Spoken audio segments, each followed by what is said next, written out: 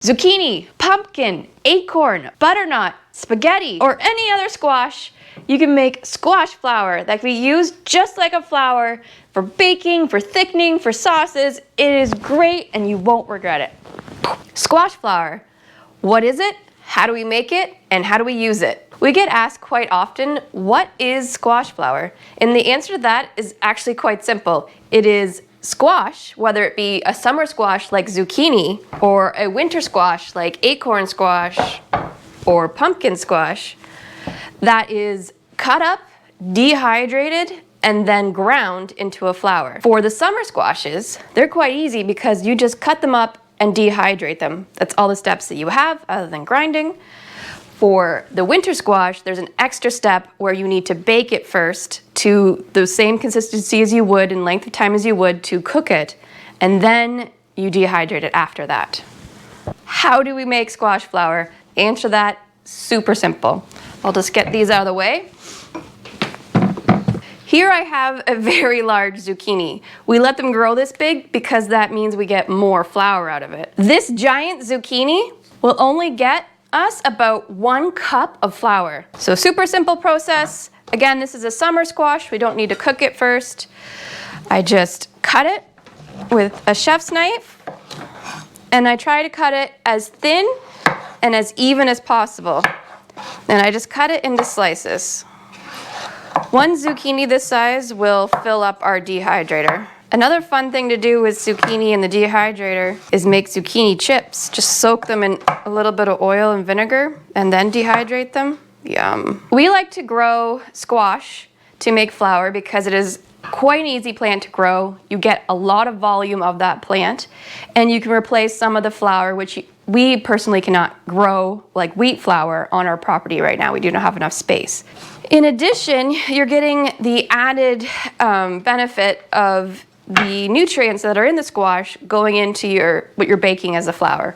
So you're having all this vegetable that's concentrated in your baking. Squash has a lot of fiber as well, so adding that into your baking adds all that fiber as well. So next step is fill up the dehydrator trays. And what I do for that, I just lay them. I don't like to overlap things because then it slows down the dehydration. And you just try to fit as many of these on there as possible without overlapping them too much. Then pop this in the dehydrator at 130 degrees Fahrenheit or somewhere around there. You don't want to go too hot. Even though it's faster, it will kind of scorch or burn the flour a bit. For these big zucchinis, I like to cut them in half and scrape out those seeds. Those seeds, you can roast them up just like any other squash in the oven with a little bit of olive oil and salt, and they are delicious. I'm going to toss these in the dehydrator now. So for winter squash like pumpkin, I like to cook it first so that when you use the flour, it's already at the state which you would use it at. Super simple. So the reason why I like to cook the pumpkin and other winter squashes first, because when you use the flour, then it's already cooked. You don't have to necessarily cook zucchini first before you use it, and so it's not necessary to cook it first. Just cut the pumpkin in half. And then scoop out the seeds. Just use any sort of spoon for that. A nice big one makes it faster.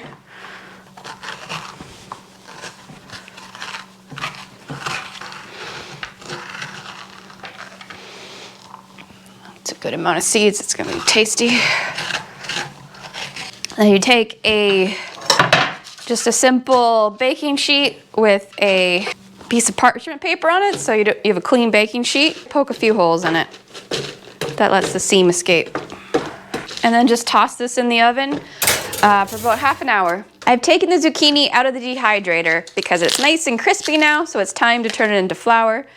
To turn it into flour, you can either use just like a coffee grinder or like a food processor. I'm gonna try the food processor today. Move that aside. This step is super simple as well. Just take the zucchini and toss it in to the food processor. I like to kind of break it up first a little bit just to make the job a little easier. Pack it pretty full. And then, here we go.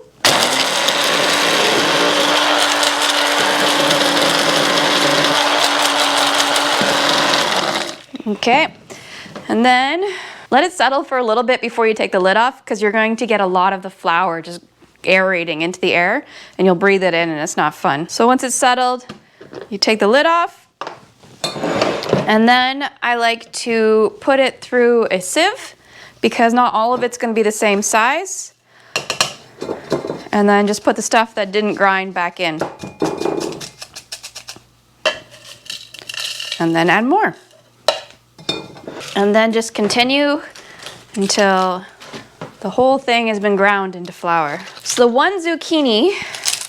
one large zucchini filled up the dehydrator. So that was 7 trays.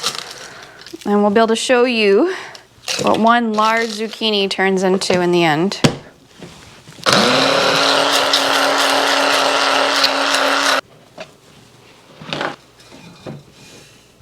You don't have to make sure it is this fine. Like using this sieve, we're getting a very fine flour. It just depends on what you're using it for. I do like to make sure it's pretty fine just because we often use it like a flour. And there we have it. One whole zucchini ground into flour. That huge zucchini turned into only 1 cup of flour. Make sure you seal this up almost immediately. It's a very thirsty flour, so it will pull moisture from the air, and you really don't want that. You want this completely dehydrated. So we just use a canning jar and then a resealable plastic lid. These ones are really cool. They're leak-proof ball canning lids. That leak-proofness of it, make sure it's airtight. Some of those knockoff lids just might not have that leak-proof seal in there, and so we want to make sure it's airtight. And there we have it. 1 zucchini in the condensed form. Oh yeah, look at that. I had that in the oven at 350 degrees Fahrenheit. And it only took about 20 minutes. You do not need this to be at puree ready. It's a little bit actually easier to slice it if it's not completely puree gooey. And so I'm just going to let this cool down for a bit before I slice it up so it doesn't burn my hands. The pumpkin, it's still a little bit hot, but it's definitely manageable now. I want to get this done. So, move this one aside. Essentially, what I do is I just peel the skin off. That's just in case I want to use this as like a pumpkin puree. The skin is actually fine to eat as well, so you could possibly just dehydrate that separately, and I think I'll do that. So I'll toss that skin on a separate tray, and then just slice it up. Try to be a little bit consistent with the thickness, and throw it on the dehydrator tray. And don't worry about overcrowding the dehydrator trays if you have to, because it definitely shrinks a lot in the dehydration process.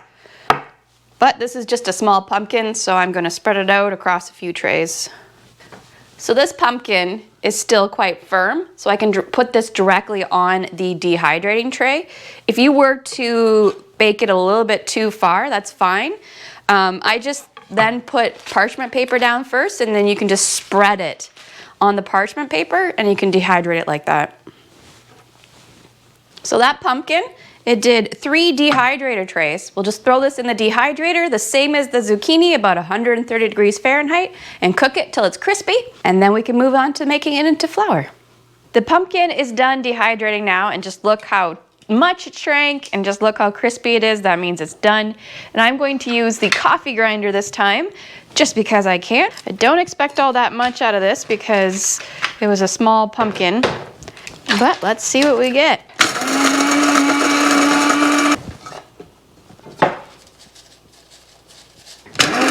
So this pumpkin skin that I have here, that I kept separate, I'm going to keep it separate when I grind it. I'm going to use this as dog treats for Caddis. She really, really likes pumpkin on her food, and it's actually very healthy. Pour all this in this jar to store it. So as you can see, that one small pumpkin gave us that much flour. Very small amount. Now let's do the skins. Okay, that's probably enough for that. Oh yeah. There we go. 1 pumpkin. And that's how we turn this into this.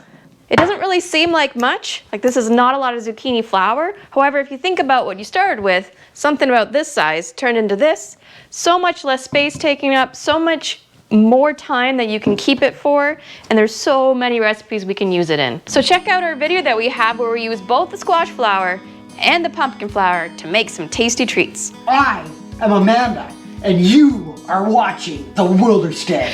Cool. That's perfect. Let's just put pigtails on you and we're good. So do that. I'm not doing that.